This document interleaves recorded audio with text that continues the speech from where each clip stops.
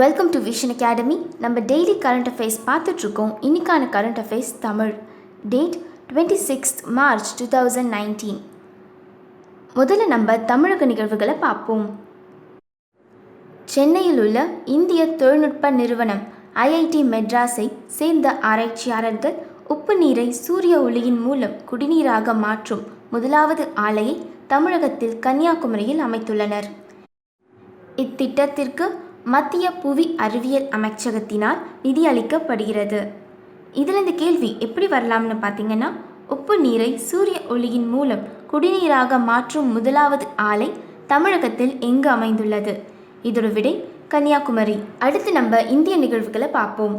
நிதி ஆயோக்கானது எதிர்கால நடைமுறை மற்றும் கொள்கை முயற்சிக்காக வடிவமைப்பை உருவாக்குதல் மற்றும் முழுமை நிதி சேகரிப்பிற்கான நடவடிக்கைகள் ஆகியவற்றை மேற்கொள்வதை நோக்கமாக கொண்ட நிதி தொழில்நுட்ப மாநாட்டை ஃபின்டெக் கான்க்ளேவ் ஃபினான்ஷியல் டெக்னாலஜி புதுடெல்லியில் நடந்துள்ளது. நிதி ஆயோக் ஜனவரி 1, 2015 உருவாக்கப்பட்டது. இதன் தலைவர் நரேந்திர மோடி, இதன் துணைத் தலைவர் ராஜீவ் குமார், இதன் சிஇஓ அமிதாப் காந்த். இதில் இந்த கேள்வி எப்படி வரலாம்னு பார்த்தீங்கன்னா, புதுடெல்லியில் நடைபெற்ற ஃபின்டெக் நிதி தொழில்நுட்ப மாநாட்டை நடத்திய அமைப்பு எது? இதோட விடை நிதி ஆயோக். அடுத்த செய்தி, டிஜிட்டல் முறையில் பணம் செலுத்துதலை வலுப்படுத்தவும் நிதி தொழில்நுட்பம் மூலம் நிதி சேர்த்து கொள்ளவும் இந்திய ரிசர்வ் வங்கி நந்தன் நிலக்கேனி தலைமையில் 5 உறுப்பினர்களை கொண்ட குழுவை நியமித்துள்ளது. ரிசர்வ் வங்கியின் தற்போதைய ஆளுநர் சக்திகாந்த் தாஸ். இதிலிருந்து கேள்வி எப்படி வரலாம்னு பார்த்தீங்கன்னா, டிஜிட்டல் முறையில் பணம் செலுத்துதலை வலுப்படுத்த ரிசர்வ் வங்கி அமைத்த குழுவின் தலைவர் யார்? இதோட விடை நந்தன் நீலகேனி. உலக நிகழ்வுகள். ஜெனீவாவை தலைமையிடமாக கொண்ட உலக பொருளாதார மன்றத்தால் சமீபத்தில் வெளியிடப்பட்ட உலகளவிய ஆற்றல் மாற்றும் குறியீட்டு global energy transition index India 76வது இடத்தில் உள்ளது. இக்குறியீட்டில் ஸ்வீடன் முதலிடத்திலும் சுவிட்சர்லாந்து 2வது இடத்திலும் உள்ளது. இதிலிருந்து கேள்வி எப்படி வரலாம்னு பார்த்தீங்கன்னா, உலகளவிய ஆற்றல் மாற்றும் குறியீட்டில் இந்தியாவின் நிலை என்ன? இதோட விடை 76வது இடம். அடுத்து நம்ம விளையாட்டு நிகழ்வுகளை பார்ப்போம். ஐக்கிய அரபு அமீரத்தின் அபுதாபியில் நடைபெற்ற சிறந்த ஒலிம்பிக் உலக கோடைக்கால விளையாட்டுப் போட்டிகளில் 85 தங்கப் பதக்கங்களுடன் மொத்தம் 368 பதக்கங்களை வென்று இந்தியா வரலாறு சாதனை படைத்துள்ளது. இதிலிருந்து கேள்வி எப்படி வரலாம்னு பார்த்தீங்கன்னா, சிறப்பு ஒலிம்பிக் உலக கோடைக்கால விளையாட்டுப் போட்டி எங்கு நடைபெற்றது? இதோட விடை அபுதாபி. அடுத்து நம்ம விருதுகளை பார்ப்போம்.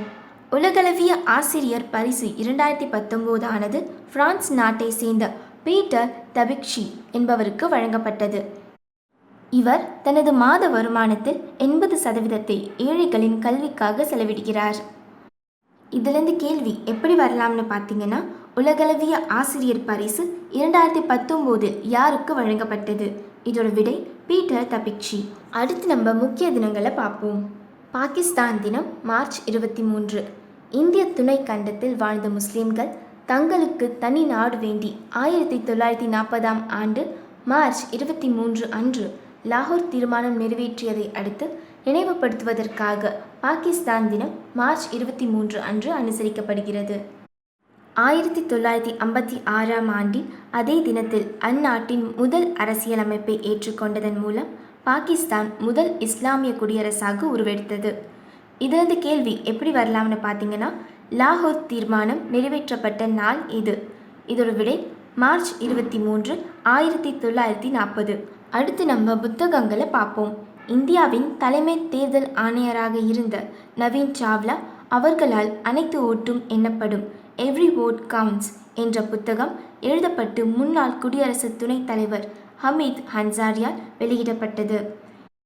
இந்த புத்தகம் தேர்தலில் ஓட்டு இயந்திரம் எப்படி செயல்படுகிறது என்ற விளக்கத்தை அளிக்கிறது. இதிலிருந்து கேள்வி எப்படி வரலாம்னு பார்த்தீங்கன்னா, எவ்ரி வோட்ஸ் கவுண்ட்ஸ் என்ற புத்தகத்தை எழுதியவர் யார்? இதோட விடை நவீன் சாவ்லா. இவ்வளோ நேரம் நம்ம கரண்ட் அஃபேர்ஸ் பார்த்தோம். அடுத்து நம்ம நேற்று கேட்ட குவிஸ் கொஷின்ஸ்க்கான ஆன்சர்ஸை பார்ப்போம். 2019 ஆப்பிரிக்கா கப் ஆஃப் நேஷனல் போட்டிகளை நடத்த உள்ள நாடு எது? இதோட விடை ஈஜிப்ட். அடுத்த கேள்வி, இந்தியாவின் முதல் அதிவேக விரைவு ரயிலின் பெயர் என்ன? இதோட விடை தேஜாஸ். அடுத்த கேள்வி, சிஎஸ்சி மூலம் புகார் அளிக்க எந்த கட்டணமும் இல்லா உதவி சேவையை என்ஹெச்ஆர்சி தொடங்கியுள்ளது? விடை 144433.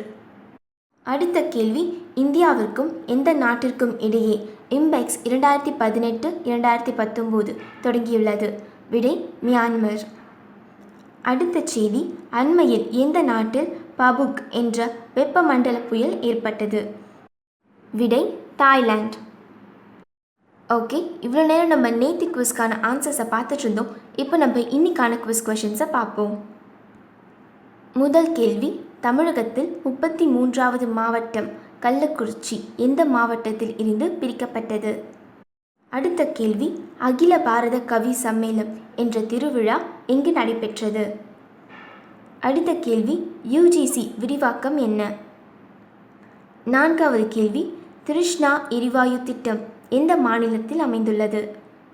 அடுத்த கேள்வி, இந்திய மகளிர் குத்துச்சண்டை வீராங்கனைகளுக்கான தலைமை பயிற்சியாளர் யார்?